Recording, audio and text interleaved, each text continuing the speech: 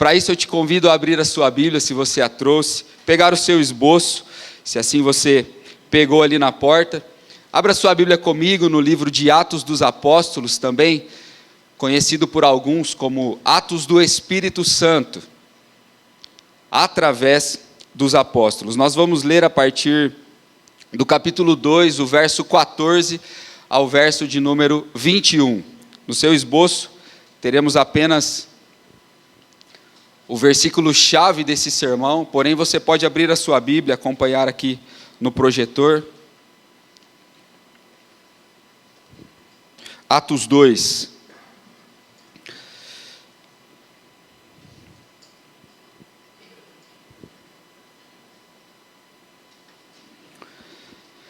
Amém? Diz assim a santa palavra de Deus. Então Pedro levantou-se com os 11 e em alta voz dirigiu-se à multidão. Homens da Judéia e todos os que vivem em Jerusalém, deixe-me explicar-lhes isso. Ouçam com atenção. Estes homens não estão bêbados, como vocês supõem. Ainda são 9 horas da manhã. Pelo contrário, isso é o que foi predito pelo profeta Joel. Nos últimos dias, diz Deus, derramarei do meu espírito sobre todos os povos. Os seus filhos e suas filhas profetizarão. Os jovens terão visões. Os velhos terão sonhos. Sobre os meus servos e as minhas servas derramarei do meu espírito naqueles dias. E eles profetizarão. Mostrarei maravilhas em cima no céu e sinais embaixo na terra, sangue, fogo e nuvens de fumaça. O sol se tornará em trevas e a lua em sangue, antes que venha o grande e glorioso dia do Senhor. E todo aquele que invocar o nome do Senhor será salvo. Todo aquele que invocar o nome do Senhor será salvo. Feche os seus olhos mais um instante, vamos mais uma vez orar ao Senhor.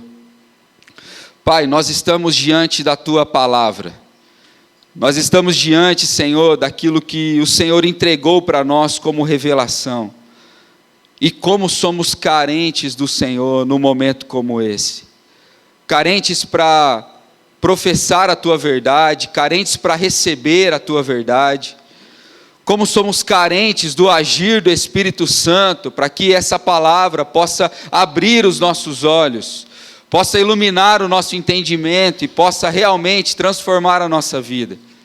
A nossa oração nessa noite é para que realmente o Senhor possa abrir o nosso coração, possa transformar a nossa vida e através do seu Santo Espírito aplicar, Senhor, essa palavra à necessidade de cada um de nós.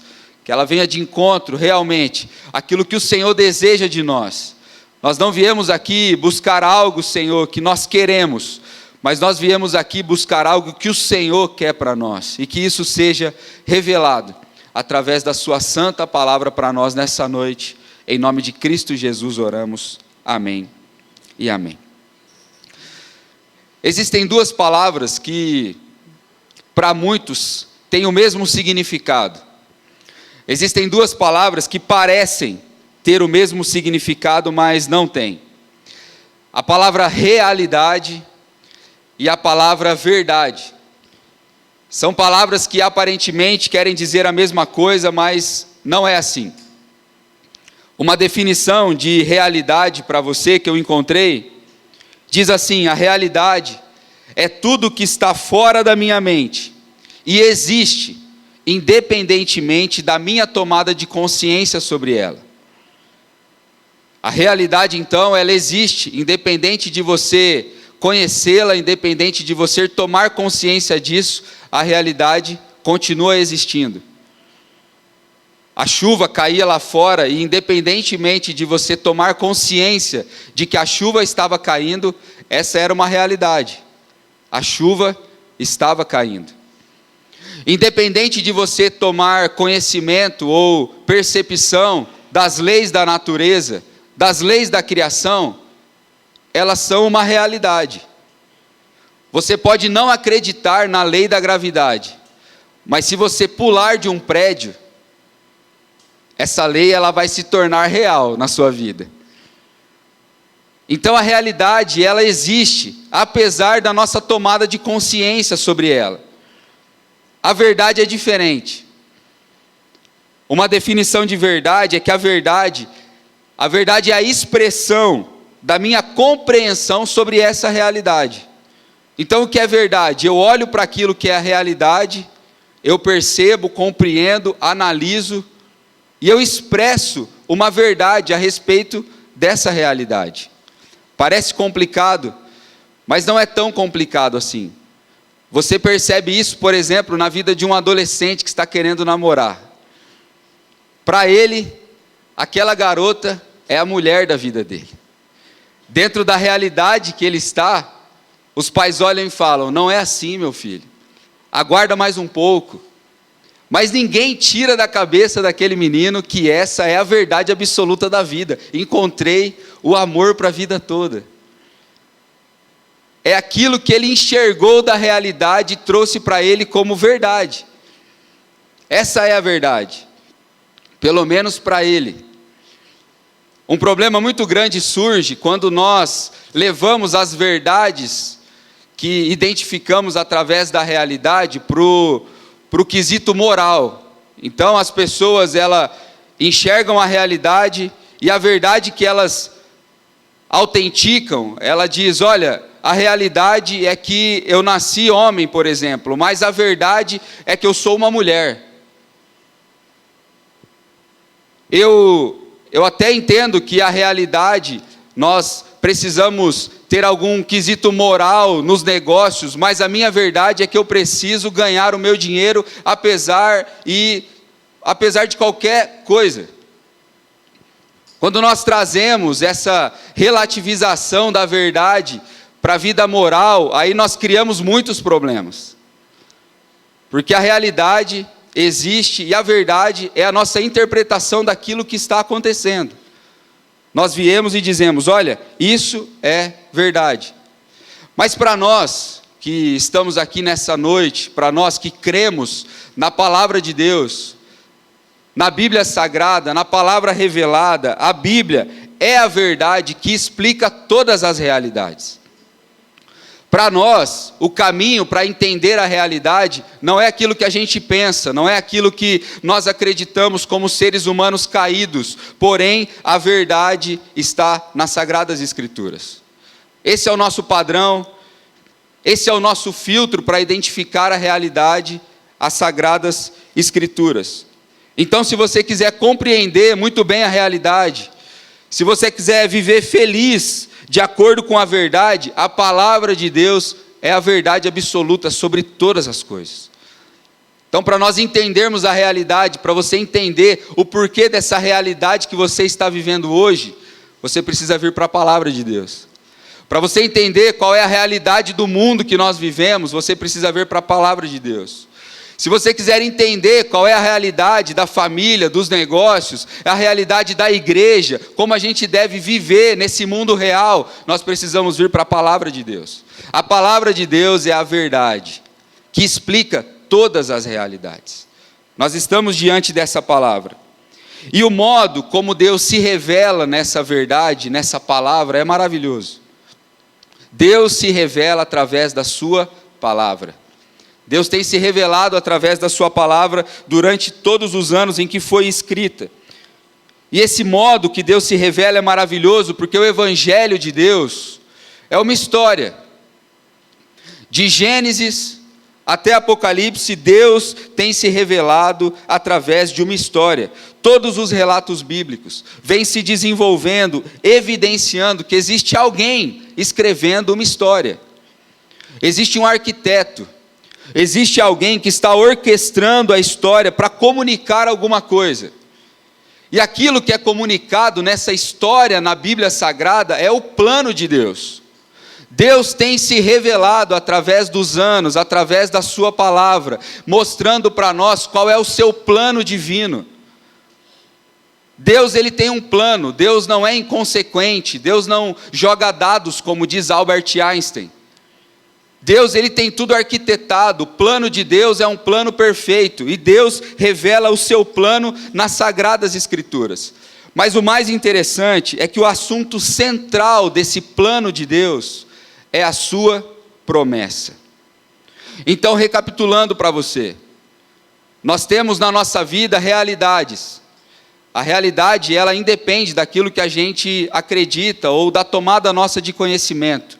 A partir do momento que nós tomamos conhecimento da realidade, nós apontamos para uma verdade. Nós olhamos a realidade e definimos isso como uma verdade absoluta. E para nós cristãos, o modo como interpretamos a realidade está descrito na verdade absoluta, que é a palavra de Deus. E essa palavra é o plano de Deus revelado para nós. E o plano de Deus, o plano central de Deus é revelado através da sua promessa. Deus é um Deus de promessas. Deus, ele vem se revelando ao seu povo, vem se revelando a nós através das suas promessas. O reino de Deus, esse reino de Deus é uma promessa. A salvação que você encontrou em Cristo Jesus é uma promessa. Cristo Jesus, o nosso Salvador, é uma promessa. E você vê isso muito claramente se você ir para Gênesis, o começo da Bíblia. Gênesis 3,15, você já encontra uma promessa. Depois da queda do homem, Deus dá uma promessa. A promessa de que através de um descendente da mulher, ele pisaria a cabeça da serpente. A promessa de um Salvador. E essa promessa vem se desenrolando. Em Gênesis 15, nós temos essa continuidade da promessa, quando Deus chama um homem chamado Abrão. Deus chama Abrão e fala para ele: olha, eu vou prometer para você, e promete para ele uma grande descendência, para um homem velho e uma mulher estéril, porque a promessa de Deus está muito além daquilo que a gente precisa compreender, está além das nossas capacidades de produzir uma descendência. A promessa de Deus, ela se cumpre porque Ele é Deus. Mas Deus chama Abrão, promete para ele uma grande descendência. Um pouco mais para frente, promete para ele uma terra.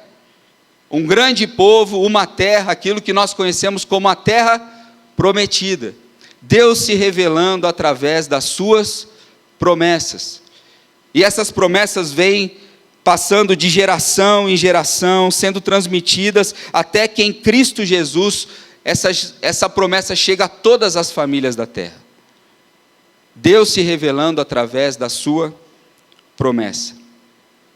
E é isso que a gente precisa entender nessa noite em primeiro lugar. Deus é um Deus de promessa. Deus, ele se revela através da sua promessa. Deus é aquele que fala, Deus é aquele que faz. Deus, ele nunca é pego de surpresa. Nós precisamos entender isso, porque nós, às vezes, nos surpreendemos com a vida. Direto a gente toma susto na nossa semana, porque a gente não está conectado, e talvez a gente não está entendendo que existe um arquiteto, que existe um plano, que existe algo que já foi revelado, uma promessa para nós. Então é importante a gente saber que Deus é um Deus de promessa, Ele não perde o controle. Deus não toma susto, Deus não é pego desprevenido. Você não precisa fazer uma oração informativa para Deus dizendo: Senhor, o Senhor está vendo o que está acontecendo em Astorga? O Senhor está vendo o que está acontecendo lá na nossa comunidade? Deus sabe, Deus não perdeu o controle de nada, Deus continua prometendo e cumprindo. Então a verdade revelada sobre a realidade é que Deus não perde o controle de nada. E a gente precisa aprender isso urgente. Por quê?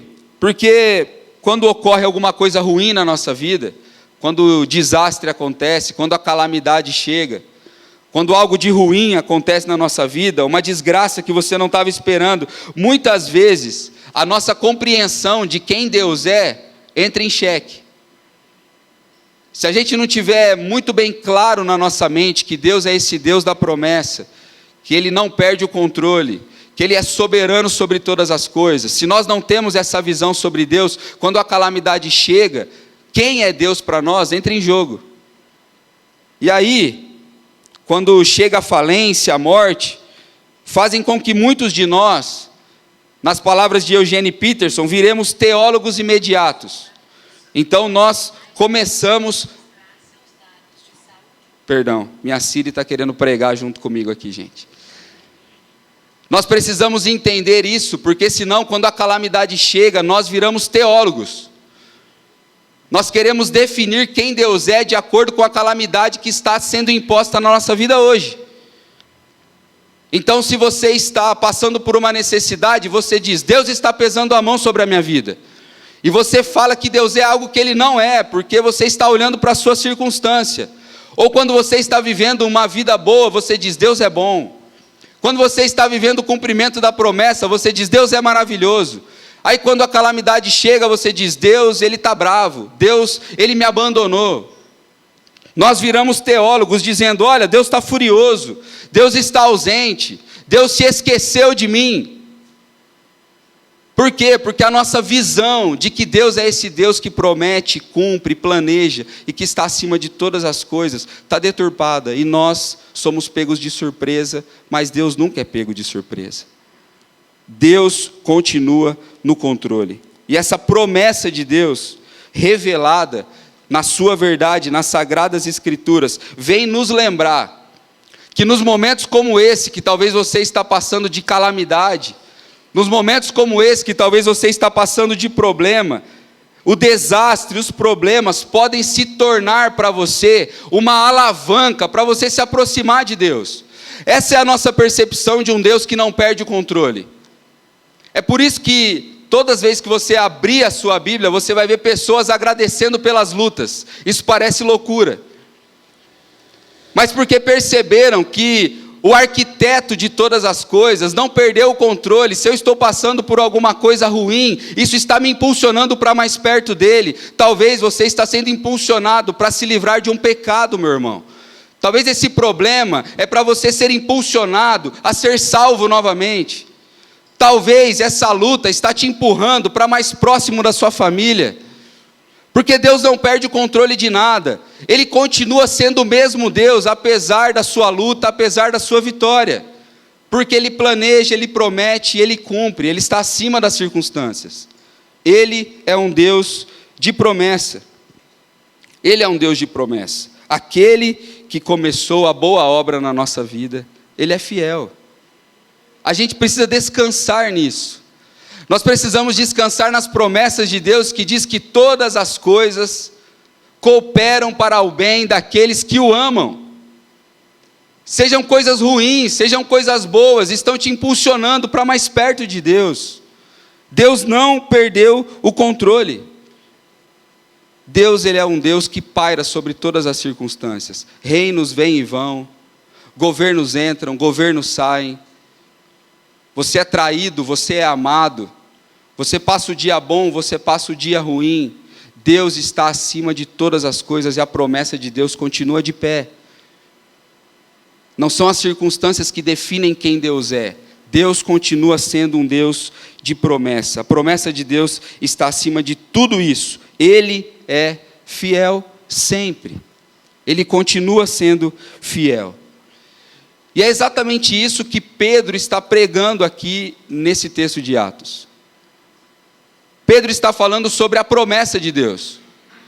Pedro está falando de um Deus que está cumprindo a sua promessa. Pedro está falando de algo que estava previsto para acontecer. Quando nós oramos, quando nós pregamos a promessa de Deus, nós estamos pregando algo certo, algo que acontecerá, algo que com toda certeza vai se cumprir. O bom de orar a promessa é que você está orando com garantia. E Pedro está explicando aqui. Você sabe, só para nós nos localizarmos, mas você já ouviu isso aqui durante o começo dessa série. Depois que Cristo morreu, ressuscitou dos mortos, durante 40 dias permaneceu na terra. Apareceu para mais de 500 pessoas, deu instruções para os seus discípulos e foi assunto aos céus. Foi assunto aos céus, deixando a promessa que ele iria para que o Espírito Santo de Deus descesse sobre todos aqueles irmãos. E ele disse: permaneçam unidos, juntos em Jerusalém, que descerá sobre vocês o Espírito Santo. E o texto antes desse texto que nós lemos, os versos anteriores, diz que no dia do Pentecostes eles estavam reunidos todos no mesmo lugar. E de repente, um som como de um vento impetuoso encheu toda a casa que eles estavam reunidos, e viram línguas como de fogo, que se repartiam e pousavam sobre cada um deles, e todos foram cheios do Espírito Santo. E aquilo chamou a atenção daqueles que estavam em Jerusalém. Era a festa do Pentecostes, Jerusalém estava lotada. Aquele som, aquele barulho, chamou a atenção de todos aqueles que estavam em Jerusalém e foram até aquela casa. E eles olhavam aqueles irmãos ali dentro, e eles ouviam as maravilhas de Deus sendo dita em sua própria língua materna. E eles ficaram admirados. Alguns ficaram maravilhados de ouvir aqueles galileus, pessoas simples, falando as línguas de todo mundo, ouvindo as maravilhas de Deus em sua própria língua materna. Alguns se perguntavam, mas eles não são galileus? Outros maravilhados, os outros ainda perguntando, o que significa isso? E alguns dizendo, olha, eu sei o que significa, beberam demais, o povo está animado, 9 horas da manhã, já está todo mundo embriagado. Mas então Pedro, juntamente com os 11, se levanta e prega aquilo que nós lemos aqui. Pedro diz assim, eles não estão bêbados, são 9 horas da manhã, e aquilo que Pedro disse é o tema do sermão dessa noite. Isso é o que foi dito. Isso que está acontecendo é o que foi prometido. É o cumprimento da promessa de um Deus que derrama o seu Espírito, que foi anunciado por Joel. O que está acontecendo aqui é o cumprimento da promessa. Vocês aí fora acham que o que está acontecendo aqui é desordem, porque vocês estão olhando através da realidade, de uma verdade que vocês não conhecem. Mas se vocês conhecessem a verdade de Deus, a realidade, através da verdade de Deus, vocês saberiam que o que está acontecendo aqui é o cumprimento da promessa. Pedro se levanta e diz, o manifestar do Espírito Santo não é confusão, não é bagunça, não é surpresa, não é um movimento estranho. Aquilo que está acontecendo aqui não é um mistério, é o cumprimento de uma promessa. A promessa de que derramaria o seu Espírito sobre toda a carne. A promessa de Joel. Quando o Espírito se manifesta, irmãos, não é para confusão. É o cumprimento de uma promessa. E eu não sei se você já parou para prestar atenção nessa promessa. Eu vou ler de novo para você. Nos últimos dias, diz Deus, derramarei do meu Espírito sobre todos os povos. Eu não consigo expressar para os irmãos o quanto isso é maravilhoso, o quanto isso é gracioso. Essa promessa de Joel, ela foi dada a um povo que estava longe de Deus, é uma promessa banhada na graça de Deus, não tem a ver com aquilo que o povo merecia. Eu não sei se você percebeu, mas para que o Espírito de Deus fosse derramado sobre você, a ira de Deus foi derramada sobre Jesus, o teu Salvador. Você foi justificado pelo Senhor para que o Espírito Santo descesse sobre você.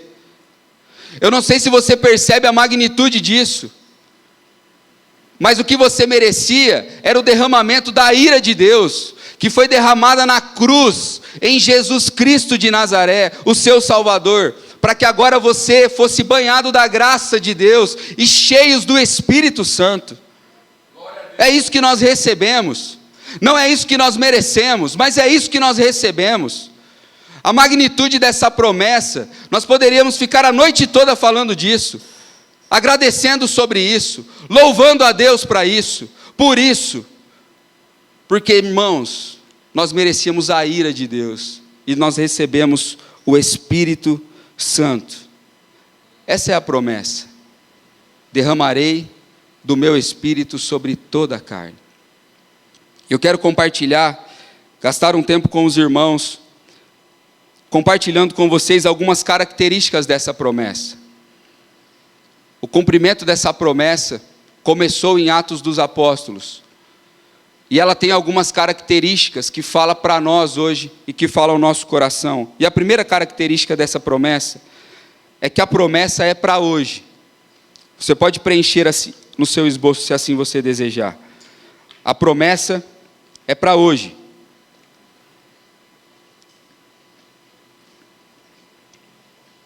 Olha o que diz o texto.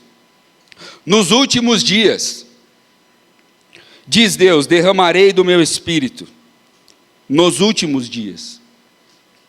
Essa expressão, nos últimos dias, não significa que serão apenas os últimos dias escatológicos.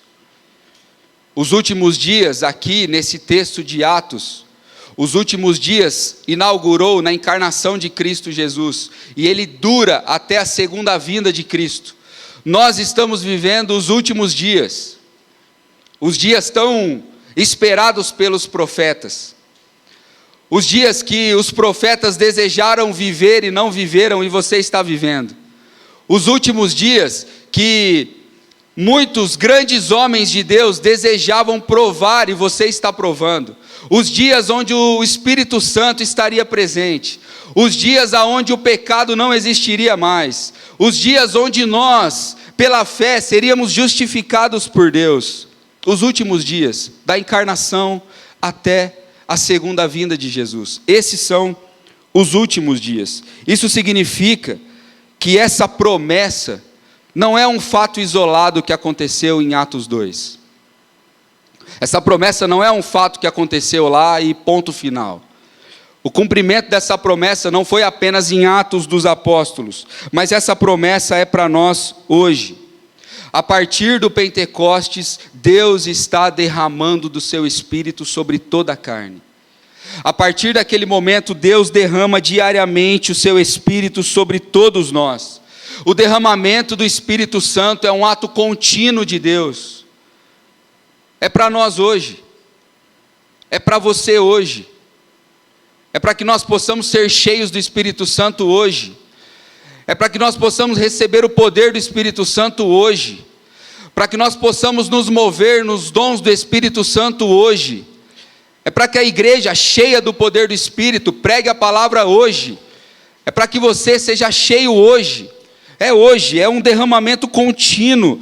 É para nós hoje, nós podemos ser cheios do Espírito Santo. Cheios do Espírito Santo. Essa tem sido a nossa oração, irmãos. Esse tem sido o nosso desejo. Que nós, como comunidade de fé, sejamos cheios do Espírito Santo. Atos dos Apóstolos, se você ler, você vai ver que são os atos do Espírito, e no capítulo 10 você vê Pedro indo pregar na casa de Cornélio, um homem pagão, um gentil, e Deus dá uma visão para Pedro, falando que ele tem purificado todo mundo, e Pedro então vai até a casa de Cornélio, alguém que talvez aos olhos da classe mais elite do judaísmo dizia, não, eles não merecem o Espírito Santo. Mas Pedro vai e ele começa a pregar para esses irmãos. E eu acho maravilhoso que no meio do sermão, a Bíblia diz que o Espírito Santo desce naquele lugar. E Pedro não consegue nem terminar de pregar, ele fica quieto, né? Que daí o Espírito Santo, quem fez a aplicação para ele, então ninguém melhor do que ele. Mas a nossa oração é para que no meio da nossa celebração, nós não consigamos terminar de pregar. Que você não consiga terminar de cantar, mas que você seja cheio do Espírito Santo. Não uma loucura, não uma bagunça, não uma confusão, mas o cumprimento de uma promessa. Esse tem sido o nosso clamor, que o Espírito Santo desça hoje, que não seja algo que nós falamos do passado. A nossa igreja nasceu de um grande derramamento do Espírito Santo. Não, a nossa igreja vive hoje um grande derramamento do Espírito Santo. Nós precisamos buscar isso, porque essa promessa é para nós, e mais do que isso, nós precisamos dessa promessa. Talvez você não tenha entendido isso e achado que a promessa do Espírito Santo seja opcional para você. Você diz, eu recebi o Espírito Santo, o pastor já falou aqui no primeiro sermão, a partir do momento que eu me converti, o Espírito Santo habita em mim, então está tudo bem, ponto final, vida que segue. Não é assim. Nós precisamos e carecemos do Espírito Santo todos os dias. Precisamos ser cheios do Espírito Santo diariamente. E isso é muito importante, porque você precisa pregar para você todo dia. Você precisa buscar ser cheio do Espírito Santo todo dia. Você precisa se arrepender dos seus maus caminhos todos os dias. A presença do Espírito Santo tem que ser buscada por nós diariamente, todos os dias. Eu tive um problema esses dias atrás, muito simples. Mas esse problema me afetou de forma inimaginável. E eu perdi a paz por causa de algo simples. E eu nem entendi por quê. Mas na hora veio uma angústia tão grande, um desespero tão grande, por algo tão simples. E aí essa semana eu confessei para minha esposa e disse para ela, sabe o que aconteceu? Naquele dia me faltou ser cheio do Espírito Santo. Porque o Espírito Santo precisa ser buscado diariamente. Você precisa ser cheio do Espírito Santo para sair para o teu trabalho. Você precisa ser cheio do Espírito Santo para sair para a tua faculdade. Você precisa buscar o Espírito Santo para viver as ordinariedades da vida. O Espírito Santo não é algo que você recebeu e agora você toca a sua vida sozinho. O Evangelho não é algo que te transformou uma vez e não tem te transformado todos os dias. Você foi salvo por Deus, justificado por Cristo Jesus. E nesse processo de santificação, você precisa de Deus todo dia. Você precisa de um dia longe de Deus para começar a fundar a tua história. Um dia. É um dia que você acorda e você não busca o Espírito Santo, e aí que você começa a pensar em outra mulher, rapaz, que você perde o teu casamento. É um dia. É um dia que você abre possibilidade de fazer um negócio ilícito, que vai dar muito dinheiro a você. É um dia que você começa a manchar toda a sua história. Nós precisamos do Evangelho e de Jesus e do Espírito Santo diariamente. Diariamente. Para as ordinariedades da vida, nós não damos conta das coisas. Sem Deus, nada podemos fazer. Jesus disse isso, sem mim nada podeis fazer. Vocês não podem fazer uma família, vocês não podem gerenciar as suas coisas, você não pode cuidar dos seus negócios e cuidar da sua família, ao mesmo tempo, dando tudo aquilo que eles precisam, sem Deus. Você não tem capacidade suficiente sem o Espírito Santo para gerenciar tudo. Somos carentes do Espírito Santo diariamente. Mas sabe o que é maravilhoso? Que essa promessa é para você, meu irmão. Está disponível para você. E é para nós hoje.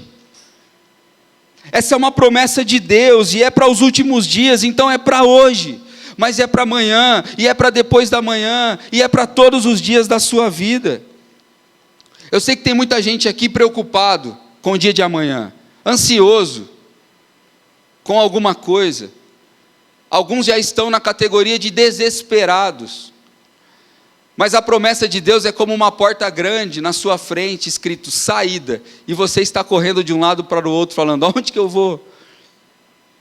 Nós precisamos confiar, nós precisamos olhar para a promessa de Deus, e deixa eu falar uma coisa para você, essa promessa é para você hoje, é para você, é para hoje e é para você, que você possa realmente se lembrar disso, nos dias maus, nos dias bons, para que você possa vencer a tentação da riqueza, para que você possa vencer a tentação do pecado, para que você possa vencer o dia mau. A promessa de Deus é para você, e é para hoje, é para hoje. A segunda característica dessa promessa, que você pode preencher também aí no seu esboço, é que o caráter de Deus é a garantia da promessa. O caráter de Deus é a garantia da promessa. Preencha aí no seu esboço, para você se lembrar. Nós costumamos dizer aqui, se você preenche o esboço, você aumenta em 50% a possibilidade de você ir para o céu. Isso é heresia, irmão, estou brincando, tá? Mas preencha que você vai se lembrar durante a semana, e isso é muito bom para que você memorize aquilo que você está aprendendo. Segundo característica, o caráter de Deus é a garantia da promessa. Olha o que o texto diz. Nos últimos dias, diz Deus, derramarei do meu espírito sobre todos os povos.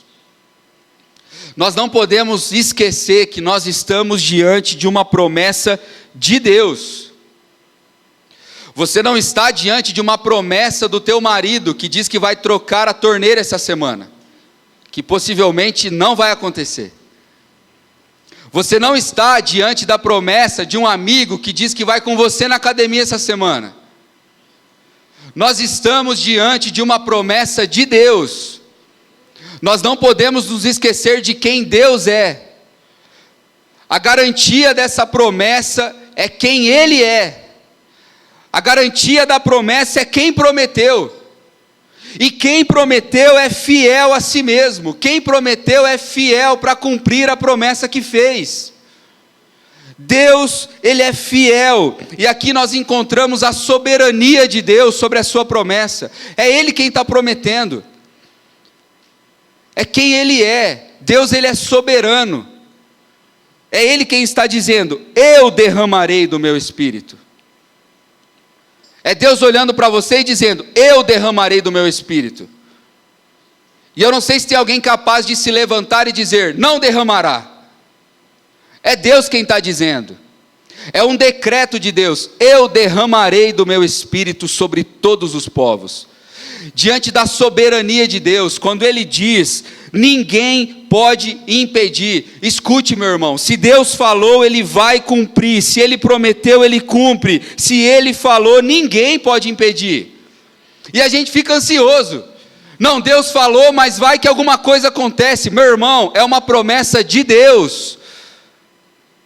Se você ainda não descansa na promessa, talvez você não conheça o Deus que prometeu.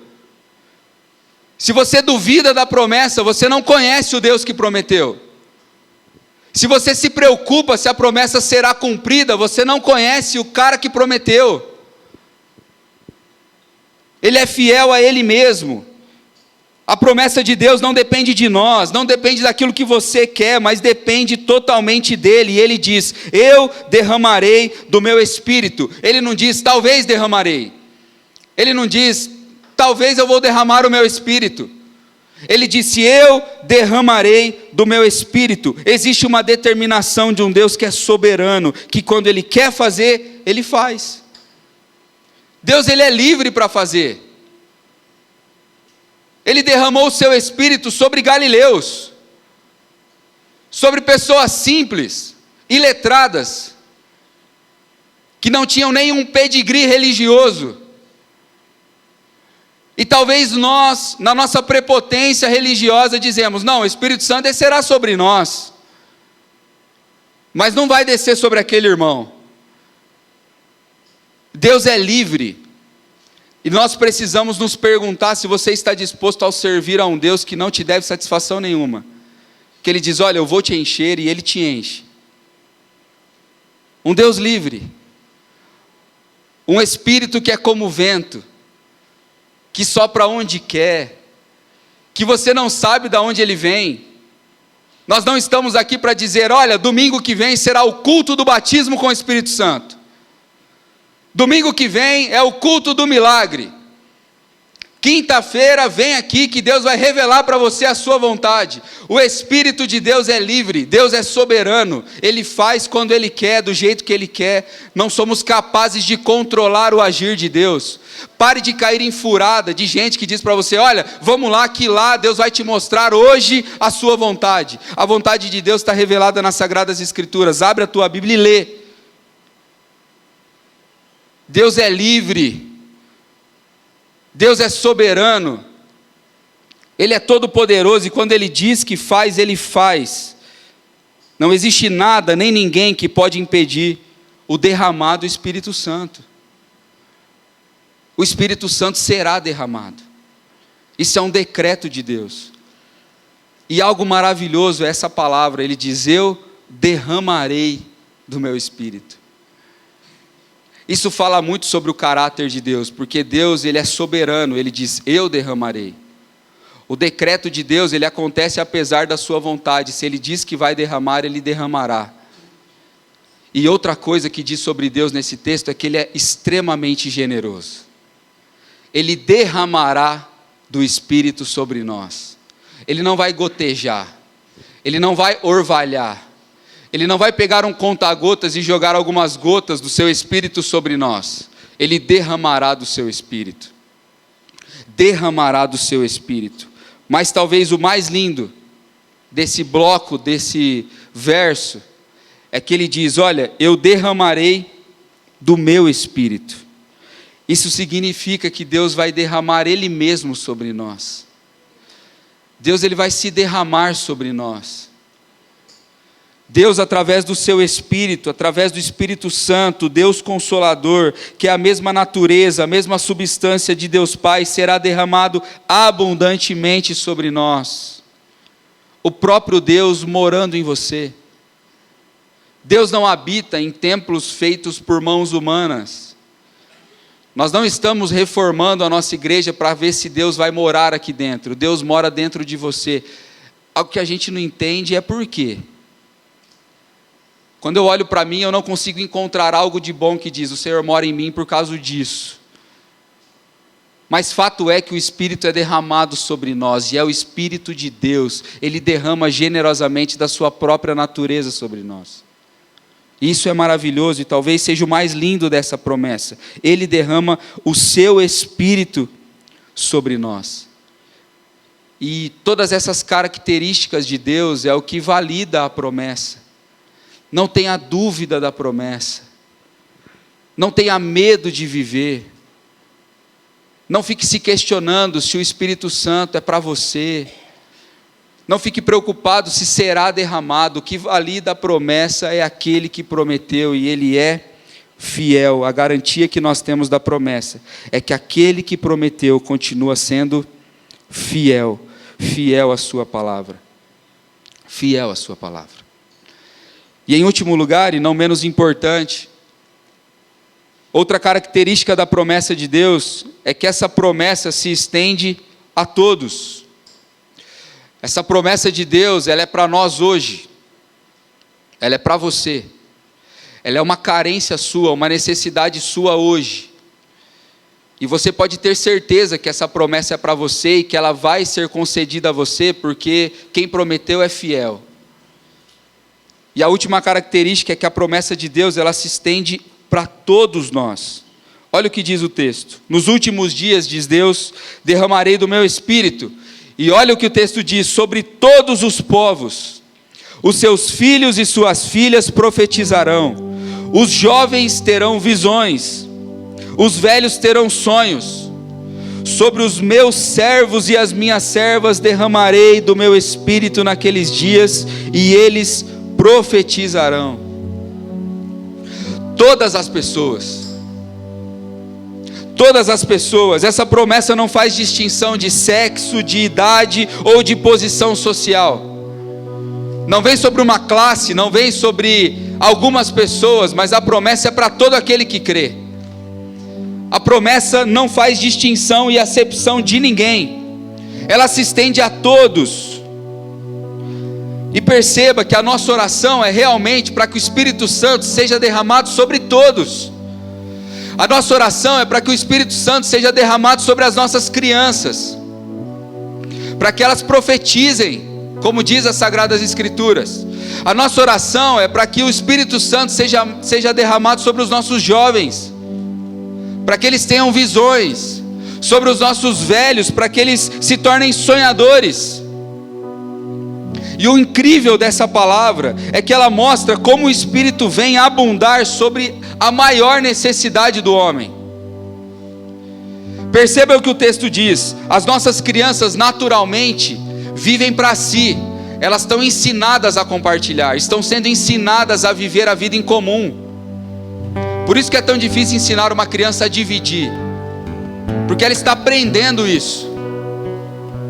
Mas cheias do Espírito Santo, elas profetizarão, falando sobre coisas que não diz respeito a elas. Perceba que os nossos jovens não têm muita visão.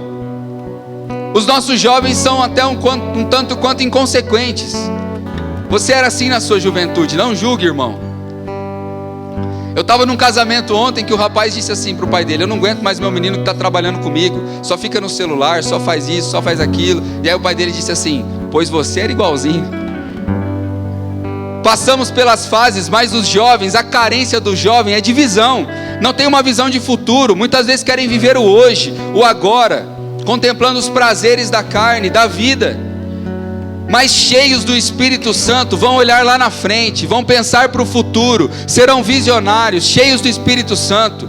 E os nossos velhos que estão pensando apenas em comprar 1000 metros ali no Patupinambá para acabar a vida, porque já não sonham mais com nada, já não acham que são possibilidades de serem instrumentos na mão de Deus, mas cheios do Espírito Santo, sonharão novamente. Tem muita lenha para queimar, tem muita coisa para fazer. Cheios do Espírito Santo, vão viver proclamando o Evangelho de Deus na sua velhice, sonhando com uma igreja grande, sonhando com uma igreja cheia, sonhando com a salvação dessa cidade. Mesmo sem o vigor da vida, mas cheios do Espírito Santo, sonhando. Vem na nossa necessidade, na nossa maior necessidade. O Espírito Santo vem sobre a nossa fraqueza, irmãos. Eu gosto da versão revista e atualizada, que é a que a gente cresceu ouvindo, mas que diz que nos últimos dias, diz o Senhor, derramarei do meu Espírito sobre toda carne. Perceba que essa palavra espírito e carne aparece juntas em alguns outros versos do Novo Testamento. E eu quero ler apenas 2 para vocês. Mateus 26:41 diz: vigiem e orem, para que não caiam em tentação. O espírito está pronto, mas a carne é fraca. Um outro texto, Gálatas 5:17: pois a carne deseja o que é contrária ao espírito, e o espírito o que é contrário à carne. Eles estão em conflito um com o outro, de modo que vocês não fazem o que desejam. Perceba que o Espírito é derramado sobre a carne que é fraca. O Espírito é aperfeiçoado na nossa fraqueza. O Espírito de Deus é derramado sobre a tua fraqueza, para que você possa vencer essa fraqueza. O Espírito Santo é derramado sobre você. Paulo disse: olha, tudo posso naquele que me fortalece. Por quê? Porque eu não posso muita coisa, eu sou fraco, mas eu tudo posso naquele que me fortalece, porque o que me fortalece é o Espírito, que vem sobre a minha fraqueza. Então eu posso passar qualquer coisa, tudo posso naquele que me fortalece. Quando eu estou fraco, diz o apóstolo, aí é que o Espírito age. E aí então eu me torno forte. Porque se você acorda de manhã e diz que não precisa de Deus para nada, o Espírito não age na nossa prepotência de dizer: olha, eu resolvo, pode deixar, eu não preciso do Espírito Santo para isso. O Espírito Santo age em pessoas que reconhecem a sua fraqueza, que bate no peito e diz: Senhor, eu sou carente de Ti, eu sou carente do agir do Espírito Santo na minha vida. 2 Coríntios 12:9 diz: a minha graça é suficiente para você, pois o meu poder se aperfeiçoa na fraqueza. E olha a conclusão do apóstolo: portanto eu me gloriarei ainda mais nas minhas fraquezas, para que o poder de Cristo repouse em mim. É só através do Espírito Santo que nós vencemos as nossas fraquezas. Você está tentando vencer na força da tua conduta, você está tentando vencer na força do teu moralismo, dizendo: não, eu vou conseguir resistir. É só através do Espírito Santo que você vence o dia mal. É só através do Espírito Santo que você supera o luto. É só através do Espírito Santo que você sai dessa depressão. É só através do Espírito Santo que você vence as suas tentações. É o Espírito Santo se movendo na nossa fraqueza. A promessa de Deus é para todos, mas para todos que reconhecem: Senhor, eu sou fraco, eu preciso do Teu Espírito Santo. Eu quero concluir dizendo que eu não sei qual é a verdade que tem regido a sua vida. Talvez você está direcionando a sua vida por uma verdade que não seja a verdade de Deus. Talvez você está interpretando a realidade através de verdades que não são a palavra de Deus. E aí a sua vida vira uma bagunça. porque você não entende o Deus da promessa. A sua vida talvez está em desordem, porque você não percebeu que existe um arquiteto da vida. Você está tentando viver e identificar as realidades de acordo com muitas verdades, filosofias. Nós temos uma verdade absoluta, que é a palavra de Deus. E essa palavra revelada nos mostra que Deus está se revelando através de uma promessa. E aquele que prometeu é fiel para cumprir. Ele prometeu e Ele está cumprindo. Ele prometeu que derramaria do seu Espírito, está derramando o seu Espírito sobre nós. Essa promessa de que Ele derramaria o seu Espírito sobre toda a carne é para nós hoje. É uma necessidade sua hoje. A garantia dessa promessa é o próprio caráter de Deus. Aquele que prometeu é fiel. Aquele que prometeu é fiel, e é para todos nós. Talvez você está aqui hoje, você está visitando essa comunidade, você nem sabe nada sobre isso. Você diz: olha, nem crente eu sou, talvez nem em Deus eu acredito. Deixa eu te falar uma coisa: a promessa de Deus é para você também. A promessa de salvação é para você. A promessa de redenção é para você. Jesus Cristo de Nazaré morreu na cruz do Calvário, prometido por Deus por você. É para você.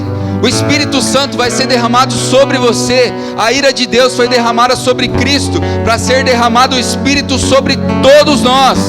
É para você, meu irmão. É para você, minha irmã. O poder de Deus é para nós, para se aperfeiçoar na nossa fraqueza. Não importa se você está se sentindo inferior, se você não conhece, se você se sente talvez prepotente demais. É uma necessidade de todos nós. De todos nós. Eu quero que você fique em pé por um instante. Nós vamos louvar a Deus com essa canção novamente. Nós precisamos desse avivamento. Nós precisamos do derramar do Espírito Santo.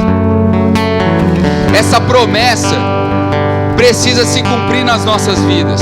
É uma necessidade nossa. Sem ela nós não conseguimos caminhar. Sem o Espírito Santo, tudo que a gente faz não faz nada para a eternidade. Nós precisamos desse avivamento, mas olha só, nós não produzimos ele. Nós não produzimos esse avivamento, como eu já disse, nós não gerenciamos esse avivamento. Mas uma coisa a gente pode fazer: a gente pode preparar o caminho para esse avivamento. A gente pode abrir o nosso coração para esse avivamento. A gente pode buscar esse avivamento. E o texto de Joel, que é a promessa que se cumpre em Atos 2, nos mostra como fazer isso. Eu quero ler para os irmãos Joel 2, o verso 12 e 13 diz assim: agora porém declara o Senhor, voltem-se para mim de todo o coração, com jejum, lamento e pranto. Rasguem o coração de vocês e não as vestes. Voltem-se para o Senhor, para o seu Deus, pois Ele é misericordioso e compassivo, muito paciente e cheio de amor. Arrepende-se e não envia a desgraça. Que nós preparemos o caminho para o avivamento. Que nós arrependamos-nos de tudo aquilo que temos feito e voltemos-nos para Deus, para que Ele realmente possa derramar do seu Espírito sobre nós. Vamos cantar essa canção, vamos pedir para que esse avivamento nos visite nessa noite. Aleluia. Vem fazer o que nenhum homem fez, vem fazer o que a história nunca viu, vem cumprir tudo escrito em Joel. Aviva-nos, vem fazer o que nenhum homem fez, vem fazer o que a história nunca viu, vem cumprir tudo escrito em Joel. Aviva-nos, se você deseja, cante isso. Vem fazer o que nenhum homem fez, vem fazer o que a história nunca viu, vem cumprir tudo escrito em Joel. Aviva-nos, vem fazer o que nenhum homem fez, vem fazer o que a história nunca viu, vem cumprir